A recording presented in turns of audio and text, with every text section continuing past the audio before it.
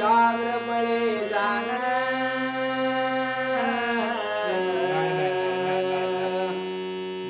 केली अस्त्रांचे निर्दळन वरची वही राहिली महाराज वरची वही राहिली 70वीच हा 70 झाली हो ऐंशी त्याची पुच्छ बळी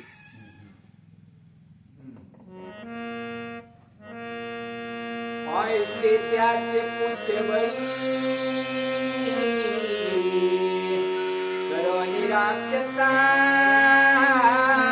रवंदळी केली लंकेची पै होळी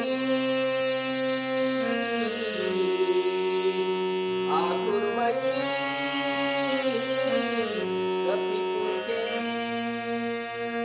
असो ऐकणारे सर्व रामभक्त यांच्या चरणी नतमस्तक होऊन रेणुका मातेच्या चरणी नतमस्तक होऊन कथेला सेवेला प्रारंभ सेवेलागी सेवक झालो तुमच्या लागलो निजचरणा आहो स्वामी तुकया देवा यावरील करावा आव्यर जयांची केली स्मरण होय सकळ विद्यांचे अधिकरण तेची वंदो श्री चरण श्री गुरुंचे सर्व मंगल मांगल्य शिवे सर्वार्थ साधिके शरण त्र्यंबके गौरी नारायणे नमस्ते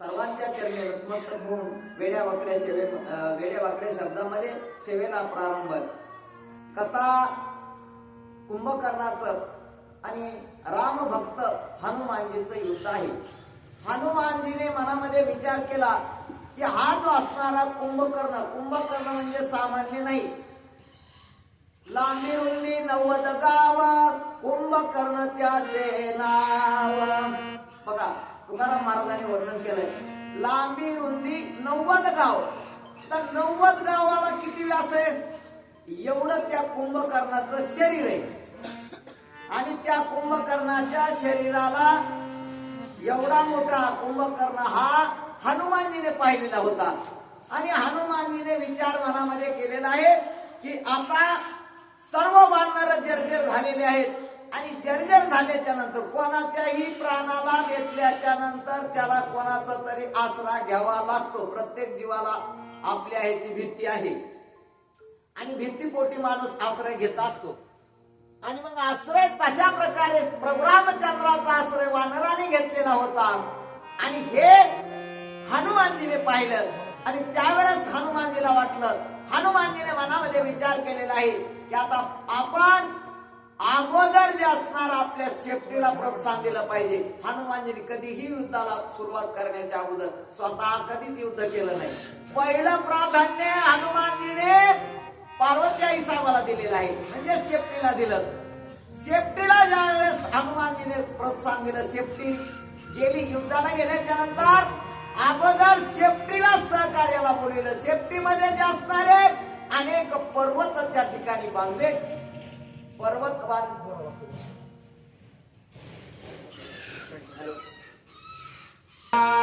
बळे जाणे केली आखयाचे हिरडळन इंद्रजितासी गानने करावयारना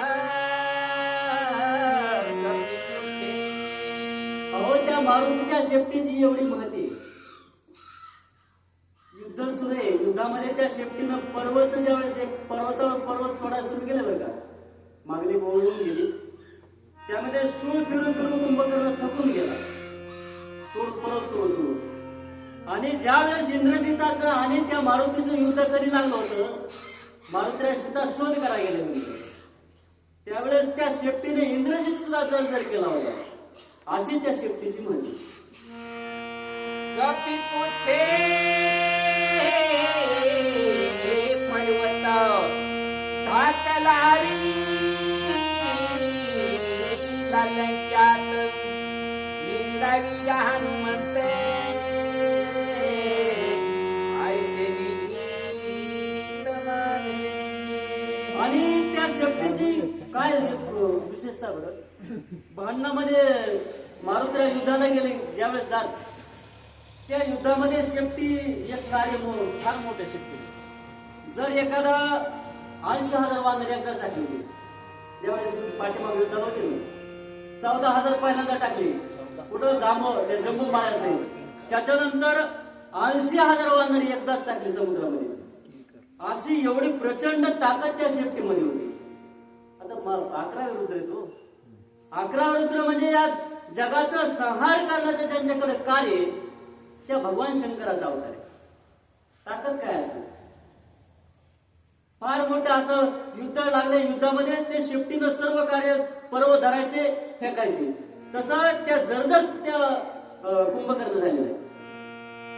आईचा कपी पुछाचा धाका कुंभकर्णे घेतला देख, हनुमंताला पैस मुख देवानी हाक सातो पे. आणि त्या मारुतीरायानं मोठ्यानं अशी आरोळी टोकली. आरोळी टोकून मारुतीराय कुंभकर्णाच्या समोर आले. पण कुंभकर्ण मारुतीराय समोर यायच्या अगोदर भयभीत झालेले. कशामुळं, शेपटाने एवढं जर्जर केलं होतं, एवढे पर्वत फेकले होते, कुंभकर्ण जर्जर झाला होता. अतिशय क्षीण असा कुंभकर्ण झालेला होता. ताकद कुंभकर्णाची क्षीण झालेली होती, म्हणून कुंभकर्ण भयभीत झाले. जैसा चळगिरीवर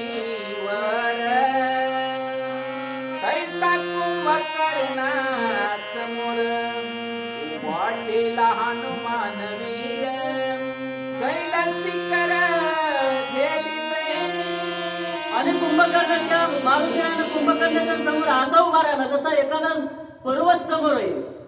आणि त्या पर्वत समोर असताना, तसा मारुतीराय समोर उभे असताना, जसं चेंडू हातामध्ये असं माणूस फिरतो का नाही, त्या पद्धतीने मारुतीराय शेपटीमध्ये पर्वत फिरू लागले.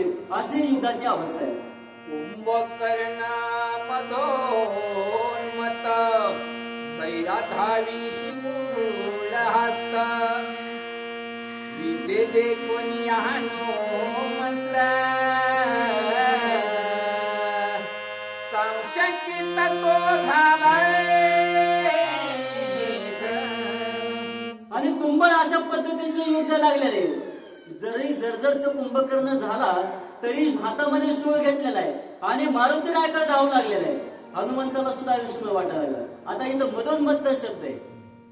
मदोन्मत्त म्हणजे मद कशा पद्धतीचा असता, इथं ग्रंथकर्ते सांगतात. एखादी गोष्ट माणसाने केली, एखादी वाईट गोष्ट केली आणि त्याच्यातून काय समजा माणसाला त्रास झाला, ताप झाला, परंतु त्या तापाला न जुमानता परत तीच गोष्ट करणे, त्याला मद म्हणतात. तसं कुंभकर्ण मदोन्मत्त झाला म्हणजे जर्जर झालाय. त्याला माहिती आहे आपला मारुतीराय पुढे निभाव लागू शकत नाही, तरीही कुंभकर्ण धावून जातोय. अशी मदोन्मत्त झालेला कुंभकर्ण. आणि तापुच्यांचा पैघात कुंभकर्णाचा तरी जात झनानीला सुलहस्त सुलगळ तरनागनी. अहो वज्रदेही मारुती, लहानपणीच 102 कोटी वरदान मारुतीला भेटले. किती? 102 कोटी. ज्यावेळेस इंद्राचा आणि इंद्रानं वज्र मारुतीला मारलं, सर्व शक्ती म्हणजे वाराच शोषून घेतला त्याच्या पित्यानं, वाऱ्यानं पंचप्राण असे शोषून रोखून घेत धरलेले. आणि देवामध्ये हाहाकार आहे, सगळ्या सृष्टीमध्ये हाहाकार आहे. अशी बिकट अशी अवस्था झालेली. त्यावेळेस देवांनी मारुतीरायाला वरदान दिले. किती? 102 कोटी. आणि आपल्याला प्रॉब्लेम किती असते? एक छोटी प्रॉब्लेम. देवा मला बायको भेटू दे, देवा माझं चांगलं होऊ दे, देवा मला लेकरं बाळ होऊ दे, देवा मला चांगला बंगला भेटू दे, देवा माझ्याकडे पैसे येऊ दे. छोटी कारण आपली. पण मारुतीरायाला 102 कोटी वरदान आहे. अशी मारुतीरायाची माहिती, अशी मारुतीरायाची ख्याती. आणि त्या मारुतीरायावर जो वज्रदेही इंद्रानं वरदान दिलेले, कोणत्याही शस्त्रानं अस्त्रानं तुला कसल्या पद्धतीचा त्रास होणार नाही आणि तुझं शरीर वज्रासारखं होईल. हा वरदान आहे मारुतीला. कधी? लहानपणी जन्मालाच्या दुसऱ्या दिवसात, त्या दिवशी ज्यावेळेस मारुतीराय फळाचं भक्षण करायला गेले, त्यावेळेस त्या दिवशी मारुतीरायाला वरदान भेटलेले. एवढे समर्थ आहे मारुतीराय. आणि त्या शरीरावरती प्रहार केलेला आहे. कशाचा? शंकराने दिलेल्या शूळाचा प्रहार केलेला आहे. परंतु मारुतीरावर कोणताही परिणाम झालेला नाही. आणि म्हणजे जे शूळ हातात धरलेला, ज्या हातात शूळ धरलेला आहे त्याच हात थर थर थर थर कापू लागले कुंभकर्णाचा. हात झणकलेला हात. आणि काय होतं पुढे कुंभकर्णाचं? शूळरणी गळणी पडते तेने कुंभकर्ण क्रोधान्वित शूळ घेवणी धावत रणी हनुमंत मारवया. हातातला शूळ गळून पडल्यानंतर कुंभकर्णाला जास्तच राग आला. भांडणात एखादा आवड लागेला का बघा. माणसाची सुद्धा तशीच अवस्था आहे. ज्या वेळेस कुणी समोरचा बलाढ्य आवरत नाही तरी पण रागाच्या भरामध्ये माणूस त्याच्यावर धावून जातो का नाही, तसं कुंभकर्णाची अवस्था आहे. सूळ हातातला खाली पडलेला घेतला, पटकन उचलून घेतला आणि मारुतीला मारण्यासाठी आक्रमण केलेलं कुंभकर्णाने.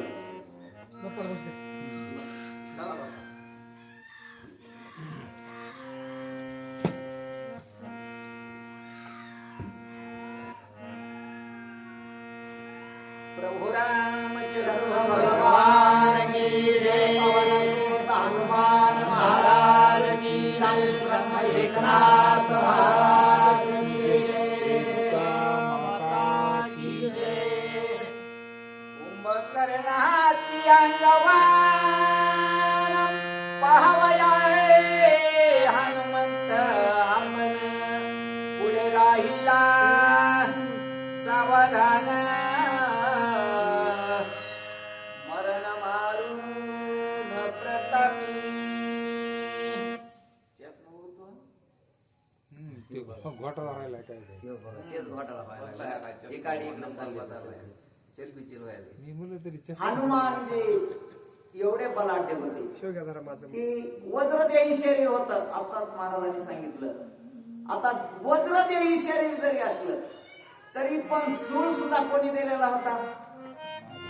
महादेवाने दिलेला होता. आणि हनुमानजी कोण आहेत? महादेव आहेत. ज्यांनी दिलेलं शस्त्र आहे त्याच्यावर त्या शस्त्राला वार करायची हिंमत आहे का त्या शस्त्राची? आणि मग वज्रदेही असला काय नसला काय, अरे ज्याने दिलेलं वरदान आहे ते वरदान परत त्या माणसाला कसं उलटून पडू शकत नाही.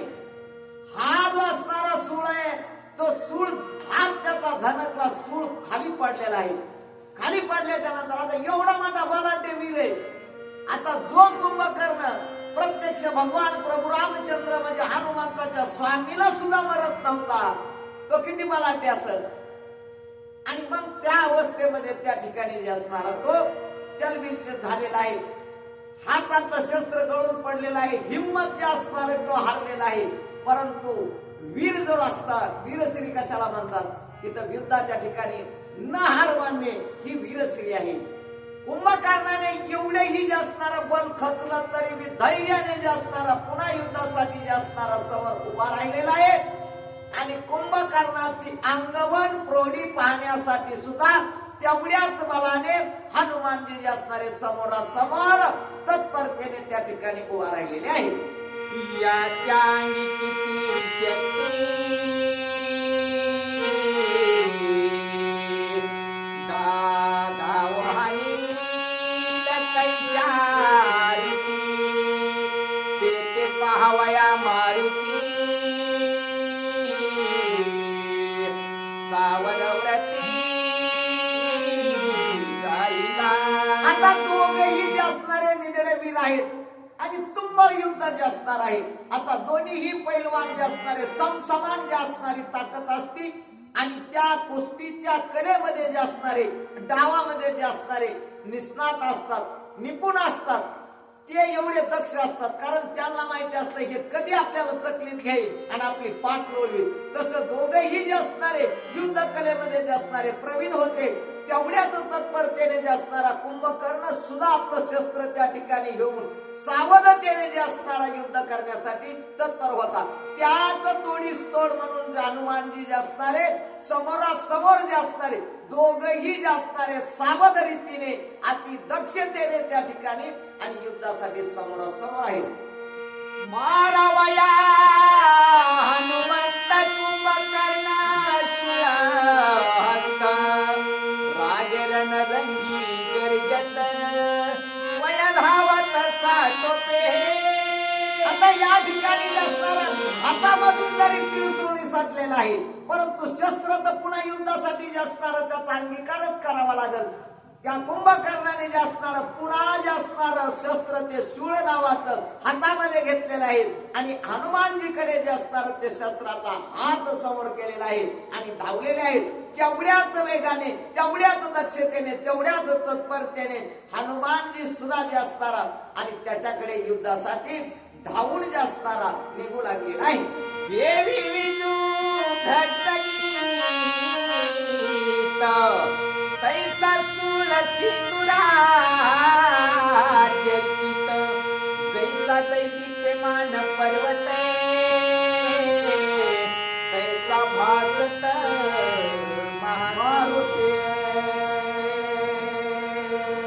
अशा प्रकारे जे असणारा शंदूर चर्चित जे असणाऱ्या एखाद्या पर्वतावर जे असणारा किंवा एखाद्या दगडावर जसा शेंदूर चर्चावा, लाल बुंद सावा किंवा जी असणारी आकाशामध्ये वीज जशी कडकड कडकड करावा तिचा जसा प्रकाश पडतो, त्याच प्रकारे जे असणाऱ्या कुंभकर्णाच्या हातामधला जे असणारा सूळ आहे त्याचा जे असणारा लख प्रकाश तीक्ष्ण जे असणारा प्रकाश त्या ठिकाणी पडू लागलेला आहे. एवढं ते जे असणारं सूळ नावाचं शस्त्र तीक्ष्ण आहे.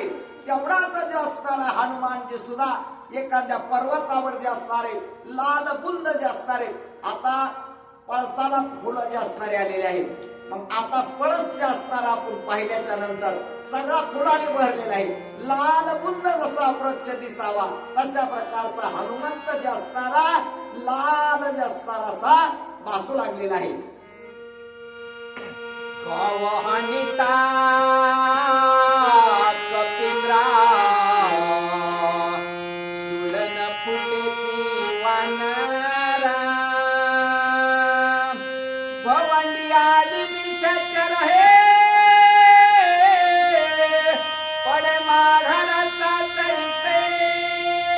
आता या ठिकाणी जे असणारा हनुमानजी तर मनाचे आहे, परंतु ज्याने दिलेला वरदानाचं शस्त्र आहे आणि ते शस्त्र जे असणार हनुमानजीने जर त्या शस्त्रावर घाव घातला तर ते जे असणार तुटणार नाही. का तुटणार नाही? दिलेल्या वरदानाचा जे असणार अपमान होईल ना. आता आपल्या स्वामी म्हणजे स्वतः प्रत्यक्ष तोच भगवान शंकर आहे आणि तोच हनुमान आहे. मग आपण दिलेल्या वरदानाचा काय उपयोग आहे? वरदान हे निष्फलित झालं नाही पाहिजे. आणि मग जे असणार हनुमानजी कितीही बलाढ्य असला, वज्रदेही असला तरीही जे असणार शस्त्राच्या दिसणारा निपात करू शकत नव्हता. त्या सुळाला कितीही जरी काही केलं तरी तो सूळ कसलाही भंगत नव्हता. परंतु त्या ठिकाणी सूळ जरी नाही भंगला तरी पण जे असणारा कुंभकर्ण जर्जर त्या ठिकाणी हनुमानजीने केलेला आहे. पुढे असुदा ते वनिता मूर्छा पण हनुमंता कोणी कुंभकर्ण धावत कपीचा घात करावया. आता या ठिकाणी जे असणारा कुंभकर्ण सुद्धा जे असणारा जर्जर झालेला आहे. हनुमानजीने घाव टाकला, शरीर जर्जर झालेलं आहे.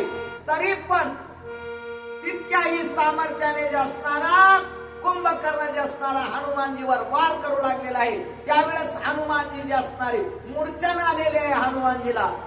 तरीही हनुमानजी मूर्छाने सावरलेले आहेत आणि कुंभकर्णावर घाव घालू लागलेले आहेत.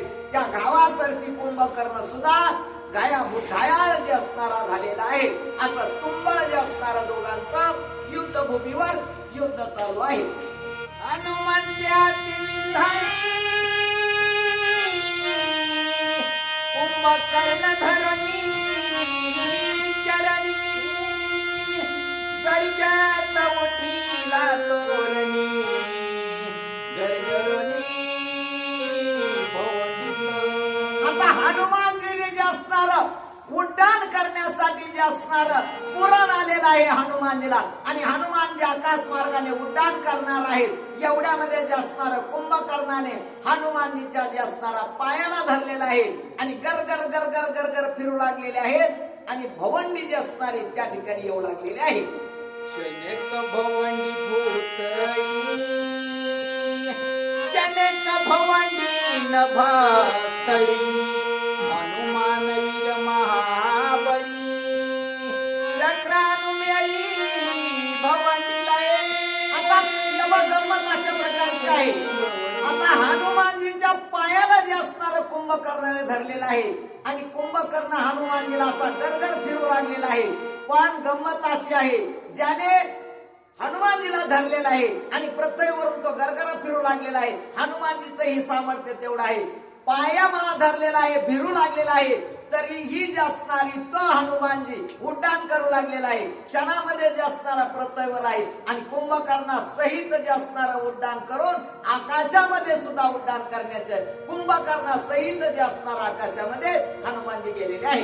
त्यासी टाकीता समुद्र जळी, समुद्र लागेल नाभी मुळी, आपटिता पै भूतळी, होईल रांगोळी पाताळ हे. आता हनुमानजीने जे असणारा विचार केलेला आहे, आता आपण याला जरी आपण त्याच्या तावडीत असलो तरी आपणच उचललेला आहे, परंतु याला जर आपण ही भवंडी म्हणजे हे आपलं युद्ध समुद्रामध्ये जरी फेकल्या गेलं, आपण याला आपटिलं तरी ही समुद्र याच्या बेंबी इतकाच लागल. मग त्याची किती बघा त्याची काय होती शक्ती. समुद्राचा आणखी ही आमचं लागलेलं नाही, किती खोली, किती लांबी, किती रुंदी काही सांगता येत नाही, परंतु नाथ महाराजांनी सांगितलं की त्याच्या बेंबी इतका समुद्र जाईल हे हनुमानजी जाणलेले होते. बरं त्या ठिकाणी जे असणार पृथ्वीवर जर टाकावा तर त्या ठिकाणी सगळ्या पृथ्वीवर जे असणारा प्रलय काळ जे असणारा ओढावर आणि त्याच जे असणारं दडपण पाताळामध्ये जाऊन शेषाला सुद्धा त्याची भीती वाटावा अशा प्रकारचा हा कुंभकर्ण अवाढव्य आहे असा हनुमानजीने जाणलेला आहे. या सीताची तांबरी, गिळील विमानाची यारी, त्याची मार कैच्या री,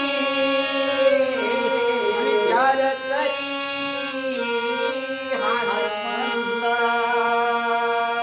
हनुमानजीला वाटू लागलेला आहे की याला जर आकाशात फेकावा तर सगळे स्वर्गातले जे असणारे देवांचे सगळे विमान ही मोडून जातील.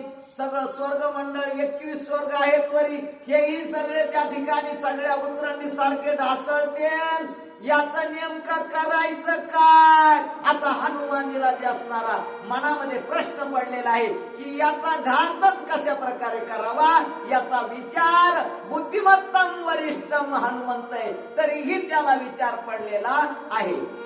कुंभकर्ण येवोले झेंडे उठून या कैवाडे, हनुमान मानला रणसुरवाडे, वाडे घोडे नाचतला. हनुमानजीच्या मनामध्ये विचार पडलेला आहे की याची काय गत करू मी, याला कोणत्या ठिकाणी फेकावा. कुठेही जरी फेकला तरी याचा जो असणारा उपद्रवच झाल्याशिवाय राहणार नाही. मग काय नेमका करावा असा विचार हनुमानजीला पडलेला आहे. हनुमानजीला आनंदही होतोय, नाचूही लागलेला आहे. का तर त्याला जे असणार एवढंच पुरण आलेलं आहे की आता या कुंभकर्णाचं नेमकं करायचं काय. श्रीराम संतोषोनी पूर्ण सुग्रीवासी सांगे आपण, हनुमंताची अंगवन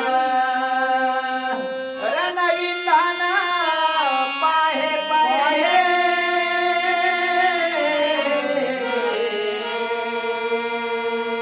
या दोघांचं जे असणार युद्ध आहे, हनुमानजीचे जे असणारे स्वामी प्रभू रामचंद्र याने या दोघांचं युद्ध पाहिलं, कुतूहल वाटलं. कारण शिष्य असा असावा की गुरुला सुद्धा जे असणारं त्याचं आश्चर्य वाटावं, कुतूहल वाटावं, एवढा जे असणारा बलाढ्य किंवा एवढा विद्वान शिष्य जर असेल तर त्या गुरुला सुद्धा जे असणारं छाती त्याची भरून येते, फुगती. का तर आपला बेटा जर आपल्यापेक्षा बडकर असेल, विद्वान असेल तर त्या आई वडिलाला सुद्धा जे असणारं धन्यता असते, त्या मुलाचं जे असणारं कौतुक वाटतं. तशा प्रकारे जे असणारं त्या ठिकाणी जे असणारे सगळ्या प्रभुरामचंद्राजवळ जे असणारं सुग्रीवादी जे असणारे वानर होते. प्रभुरामचंद्राने सुग्रीवाला सांगितलं, हे राजा बघ जे असणारा हनुमानजीचं किती अंगवन आहे, किती पराक्रम आहे, तो जे असणारा कशा प्रकारे युद्ध करू लागलेला आहे. असं भगवान प्रभू रामचंद्र सुग्रीवाला हनुमानजीच्या पराक्रमाचं वर्णन सांगू लागलेले आहे.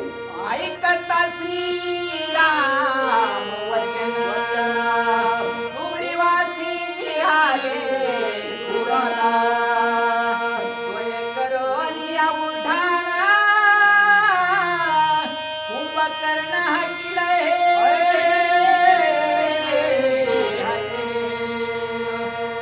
का तर प्रभू रामचंद्र जे असणार सुग्रीवाला सांगू लागलेले आहेत की एवढा जो असणारा हनुमान पराक्रमी आहे, त्यावेळेस ही जी असणाऱ्या हनुमानजीच्या पराक्रमाची गाथा ज्या वेळेस भगवान प्रभू रामचंद्राच्या मुखातून ऐकली त्यावेळेस सुग्रीवाला सुद्धा स्फुरण आलेला आहे. सुग्रीवाने सुद्धा जे असणारं उड्डाण केलेलं आहे आणि कुंभकर्णाच्या दिशेने प्रयाण करू लागलेला आहे. सुग्रीव एकावरी दोघे जन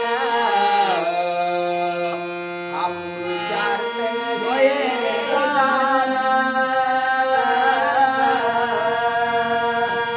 हनुमंते कुंभकर्ण स्वयापन स्वडिला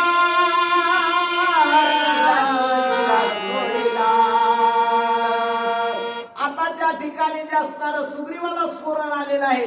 कारण हलकी वाजल्याच्या नंतर पैलवान त्या ठिकाणी स्फुरण येतं म्हणते. मी काय पैलवान नाही, मला काय येत नाही कधी. पण तशा प्रकारे जे असणार सुग्रीवही जे असणारा युद्धाला कुंभकर्णावर धावलेला आहे. त्यावेळेस हनुमानजीला वाटलं योद्धा एकच असावा, त्याच्याबरोबर एकानेच युद्ध करावा. ही युद्धाची रणनीती आहे. एका बरोबर अनेकाने युद्ध करणं म्हणजे ही रणनीती नाही. म्हणून हे हनुमंताने जाणलेलं आहे. हनुमंताने सुग्रीव जे असणारा युद्धाला सामोर आलेला आहे त्यावेळेस जे असणारं कुंभकर्णाला सोडून दिलेलं आहे. जैसा होता स्वयं उचलिला तैसाची तेथे उभा केला. निगडा हनुमंत दादूला कोणी आला श्रीरामा पाशी. त्या ठिकाणी जे असणारा हनुमानजीने आकाशामध्ये जे असणारा कुंभकर्ण नेलेला होता आणि सुग्रीव त्याच्यावर उड्डाण करून ज्या वेळेस चाल करून आला त्यावेळेस जे असणारा हनुमानजीने ज्या ठिकाणी कुंभकर्ण उचललेला होता ज्या पृथ्वी तळावरून त्या युद्धभूमीवरून त्याच ठिकाणी जे असणारा जशाला तसा आणून ठेवला आणि तो मोकळा केला. आणि आपण जे असणारे प्रभू रामचंद्राकडे हनुमानजी आलेले आहेत आणि आता सुग्रीव जे असणारा कुंभकर्णाबरोबर युद्ध करत आहे.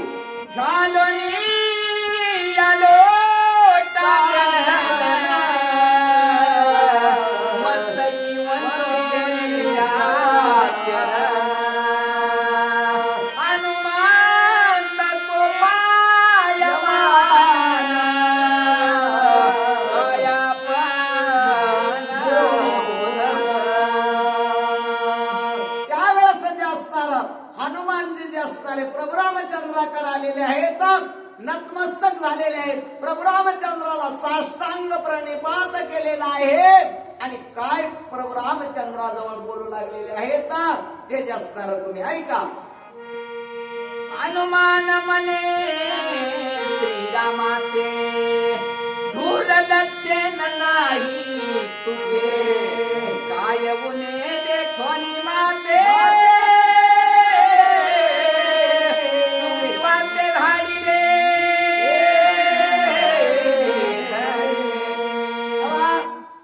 मालक जरी असला तरी ही मालकही जरी थोडा चुकला तरीही त्यावेळेस नौकराला किंवा गुरुच्याकडून थोडीशी उणीव वाटली तर शिष्य सुद्धा जे असणारा रागवल्याशिवाय राहत नाही. तशी परिस्थिती या ठिकाणी झालेली आहे.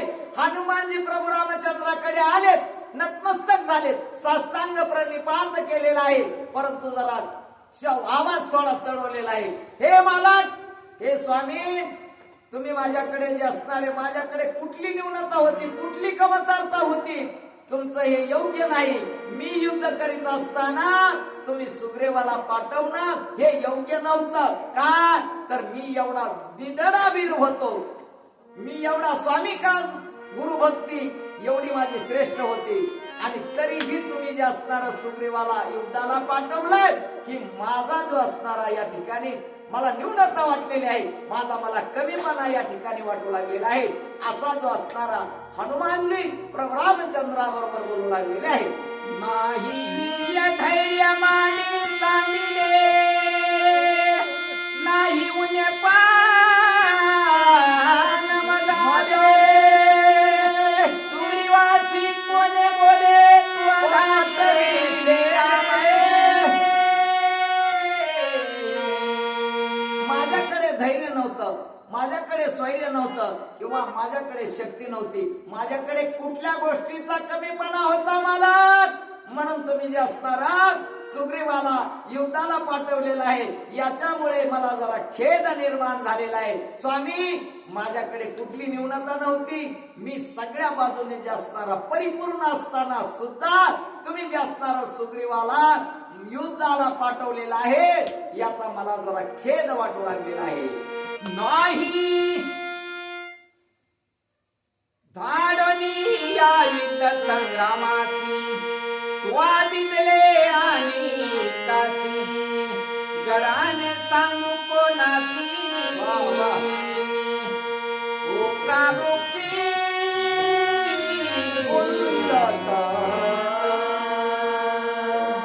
हे मालक, माझ्याकडे कुठली न्यूनता होती, माझ्याकडे कुठल्या गोष्टीचा कमीपणा होता, माझी शक्ती तुम्हाला कुठं कमी वाटली, म्हणून तुम्ही युद्धाला सुग्रीवाला पाठवलेला आहे. माझ्या अंतःकरणाला जो असणारा खेद वाटू लागलेला आहे, माझं अंतःकरण दुःखित झालेलं आहे, म्हणून जो असणार आहे, आता याचं घरानं नेमकं मी कोणाला सांगावं, तुम्हीच जे असणार, तुमच्या जवळ मी घरानं करणार, पण तुम्हीच युद्धाला जे असणार सुग्रीवाला पाठवलंय, त्या अर्थी माझं घरानं मी कोणाकडे मांडू, असा खेद करू लागलेले आहेत. आणि हनुमानजी प्रभू रामचंद्राजवळ अक्षरशः उपसाबुक्सी आणि रडू लागलेले आहेत. देखोनी हनुमंताची व्यथा, रपाली श्री रघुनाथ, आली कोणी एकात्मता, आश्वासित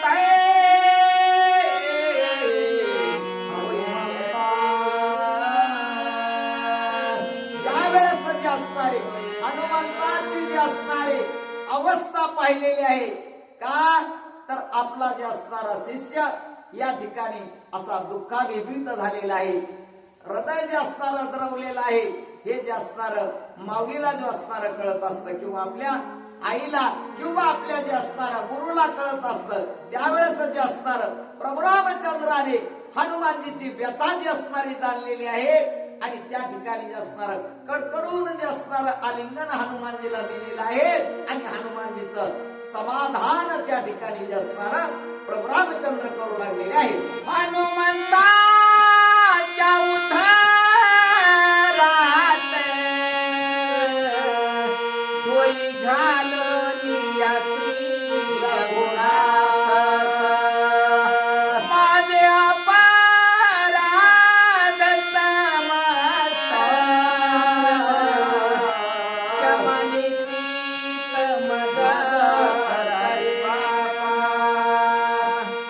एव्हा या ठिकाणी जे असणार मोठ्याचं जे असणार एवढं अंतःकरण द्रवीभूत असतं, त्यावेळेस जे असणार हनुमानजीची जी असणारी व्यथा प्रभू रामचंद्राने जे असणारी ओळखलेली आहे, कडकडून जे असणार आलिंगन दिलंय, मिठी घातली, आणि जे असणार हनुमानजीच्या हृदयामध्ये म्हणजे असणार प्रभू रामचंद्राने आपलं डोकं घातलं, आणि त्याचं जे असणार सांत्वन करू लागलेले आहेत. हे बाबा, तुझ्याकडे कुठल्याच गोष्टीची न्यूनता नाही रे बाबा हनुमानजी. तुझे असणारा महापराक्रमी वीर जे असणार आहेत असं गोड शब्दामध्ये त्या हनुमानजीचं जे असणारे प्रभू रामचंद्र समजूत काढू लागलेले आहे. पाहे हनुमंताचे रण म्हणत त्यासी आले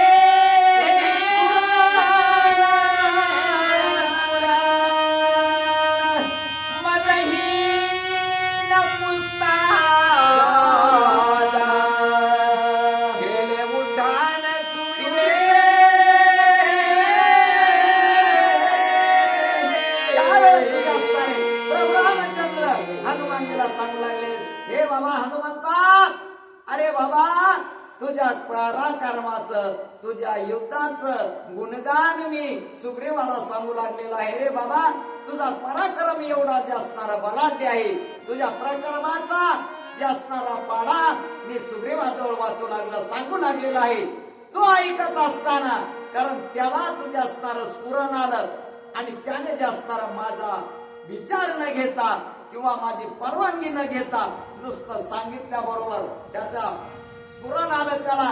त्याचं एवढं जे असणारं सगळं अवयव जे असणारे प्रफुल्लित झाले आणि त्याने जे असणारं मला न विचारता उड्डाण केलं आणि तो जे असणारा युद्धाकडे जाऊ लागलेला आहे रे बाबा. तुझी आन हनुमंता सुग्रीव मजन पुसता रणी आला साटोपता सत्य वार्ता हे माझी. त्यावेळेस जे असणारे आता विश्वास पटण्यासाठी माणूस प्रत्येक गोष्टीला म्हणता बाबा मी खरं बोलतोय रे बाबा, तुझी शपथ घेऊन सांगतो मी खोटं कधी बोलत नाही.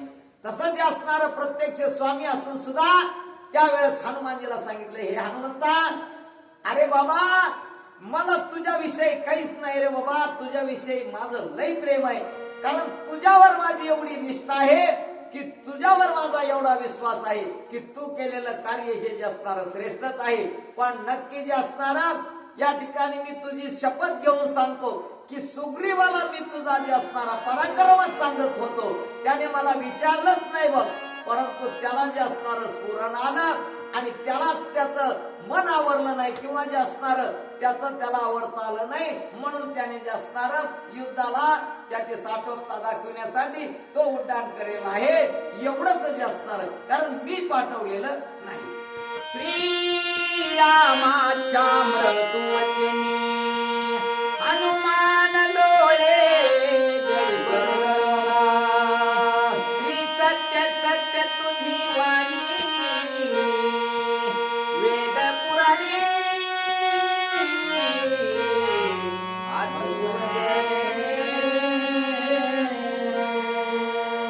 सात आणि मवाळ मितले आणि रसाळ शब्द जैसे कलोळ अमृताचे. महावैष्णव माऊलीने सांगितलंय की हा शब्द आपले कसे पाहिजेत, अगदी मवाळ पाहिजेत, सात पाहिजेत, खरे पाहिजेत. मग तशी जी असणारी प्रभू रामचंद्राची वाणी कशी होती, मधुरता होती त्या ठिकाणी. आणि मधुरता असल्यामुळे गोड शब्दामध्ये जे असणारं हनुमानजीचं सांत्वन केलं.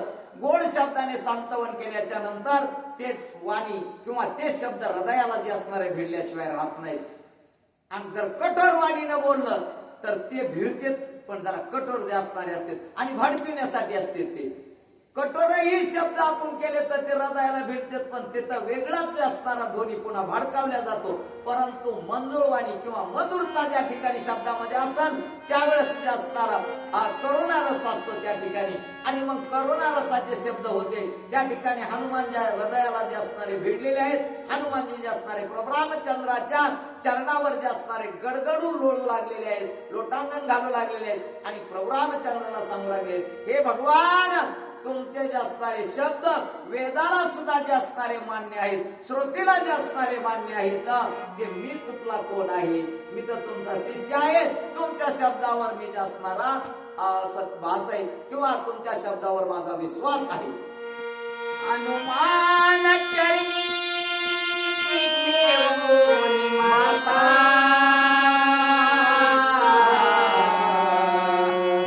मने सुखी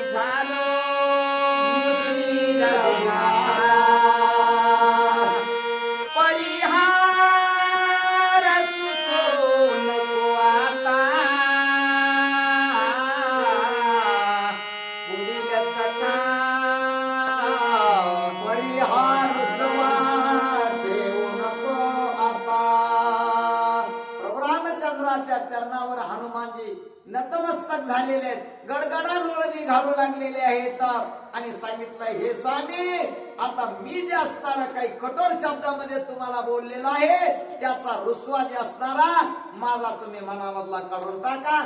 मी जे असणार तुमचं आपत्ती आहे आणि बालकाचं जे असणार कितीही रागवलं तरी ती आई काही त्याच्यावर रागवत नाही. ते कसंही बोललं, काही जरी केलं तरी त्याचे अपराध जे असणारे पोटात घालण्याचं कर्तव्य हे जे असणारं माऊलीचं असतं. तशा प्रकारे मी जे असणारा तुमचा भक्त आहे आणि तुम्ही माझे स्वामी आहेत. माझे अपराध तुम्ही पोटात घाला. या ठिकाणी जे असणार पुढील कथा काय जे असणारे होत आहेत ते नाथ बाबा सांगू लागलेले आहेत. एक जनार्दना शरण हनुमंत कुंभकर्णारन झाले दोहींचे संपूर्ण पुढे निरूपणावधार